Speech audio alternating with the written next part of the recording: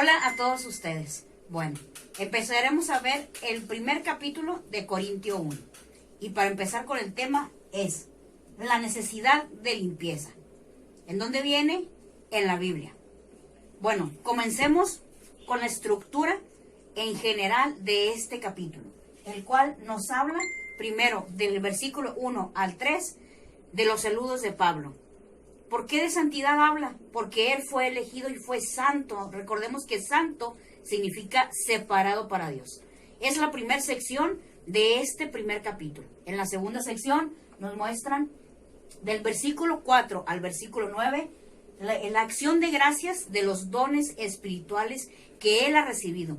Pues él siempre afirmaba que lo recibido era precisamente del Señor, del Espíritu Santo. Nada provenía de él. Él no se jactaba de nada. En el cual nos viene hablando de la comunión con Dios, de la fidelidad de Dios y de esa promesa que es la segunda venida. En la tercer parte de esta estructura nos habla acerca de que Cristo no está dividido. Ahí fue cuando Pablo les habla a la iglesia de Corintio acerca de los maestros diferentes de la palabra de Dios. Pues unos se inclinaban a Apolos, otros se inclinaban a Cloé, otros se inclinaban a Pablo. Él trata de solucionar toda esa división y les recuerda que Cristo no está dividido, que es uno solo. Habla acerca de la iglesia, de su conducta, de su comportamiento y de la verdadera doctrina. Y por último, en la cuarta sección de este capítulo, nos habla sobre Cristo, sabiduría y poder de Dios. Como Cristo es realmente quien trae a nuestras vidas la verdadera doctrina. Más bien, Cristo no vino con una doctrina. Él es la doctrina hecha persona, a quien debemos de seguir. Nos habla del Espíritu Santo, de la salvación, la redención y, claro, del fruto.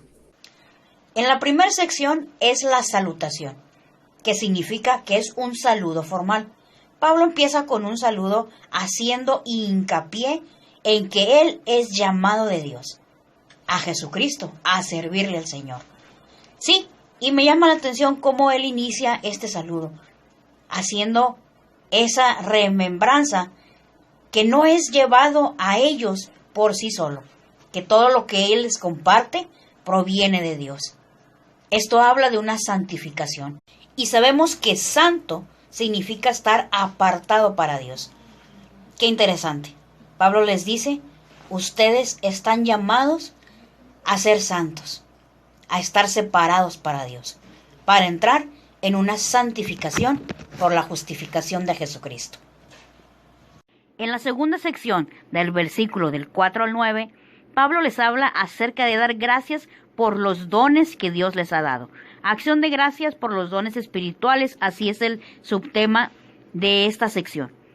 Pablo les recordó que hay un don que solamente Dios les ha dado. Sabemos y hemos escuchado sobre dones y talentos, pero el más importante es este siguiente que te voy a mencionar, que Pablo les recuerda a los corintios, y es que el don que nada más Dios puede darnos es el de la gracia de Jesucristo. ¿En qué me sirve a mí ese don? Pues en mucho y en todo, porque es el que por medio de él nos ha rasgado ese velo para poder tener entendimiento de su palabra, y dice también de estos versículos que para poder compartirla de una mejor manera, que se refiere a evangelizar. El don de la gracia solamente proviene de Dios, no proviene de ningún humano, ni tampoco podemos hacer algún tipo de obra para poder merecerlo o ganarlo. En el versículo 1:7, Pablo les habla sobre la segunda venida de Cristo, y yo considero que lo hizo con este propósito.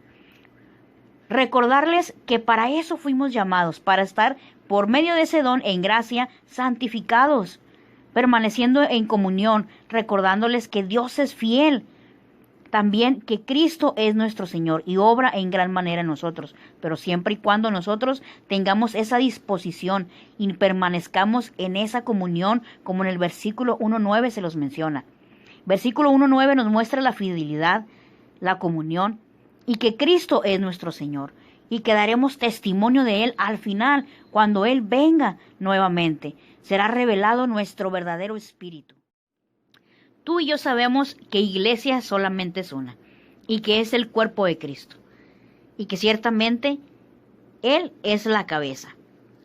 En esta nueva sección de nombre, ¿está dividido Cristo? Pablo los empieza a exhortar que tengan una unidad en el mismo espíritu, que esa hermandad que ellos tienen puedan desarrollarla para bien de la iglesia. Les hacía ver que las divisiones no eran buenas, pues esto los debilitaba. Los corintios eran muy contenciosos, pues ellos se basaban en las opiniones, en las ideas y en las doctrinas de diferentes maestros. Mas Pablo les recuerda: todos ustedes han sido bautizados en un solo nombre, y solamente uno ha sido crucificado. En el versículo 17, Él nos muestra cómo la cruz solamente le pertenece a Cristo. Solamente Él ha cargado con el peso tuyo y mío. En esta sección muestra el comportamiento de la iglesia, la conducta que ellos tenían. No estaban en un mismo sentir, y por eso los exhorta a unificarse en el mismo pensar, en el mismo hablar, la misma manera de sentir hacia la doctrina sana de Dios. En esta última sección de los versículos 18 al 31 con el nombre Cristo, poder y sabiduría de Dios, podemos al principio ver en los versículos del 19 al 20 que ellos se basaban por su propio conocimiento, dejando a un lado la sabiduría de Dios. Ese propio conocimiento que tenían los hacía caer continuamente en pecado. Permanecer en pecado los volvía a unos impíos, pues de cierto sabían lo que tenían que hacer, mas no lo hacían. Y lo peor, que por permanecer en ese pecado y en su propio conocimiento, eran piedra de tropiezo. Esta iglesia sin duda tiene mucho parecido con la actualidad. Empezando por mí, lo digo, hay veces que no pensamos en cuán daño estamos haciendo a otros pequeños de la palabra. Esto no los permitía ser instrumentos de honra, sino eran instrumentos débiles para el Señor. En los versículos 27 al 29 nos habla sobre esos instrumentos débiles que no llevan fruto. Sabemos que todo proviene del Señor y que solamente el Espíritu Santo trae revelación y sabiduría de su palabra a nuestras vidas. Y es para obedecerla, es para entendimiento de la aplicación de ella, para testificar la gran obra de Cristo en nosotras. Con ese arrepentimiento genuino que tengamos por nuestra fe a ese llamado a obras buenas en Cristo según su propósito, dice la palabra, tener redención por su sangre y por medio de la gracia de ese don maravilloso que Él nos ha regalado, tener la salvación. Por gracia de Cristo, porque Él fue a la cruz.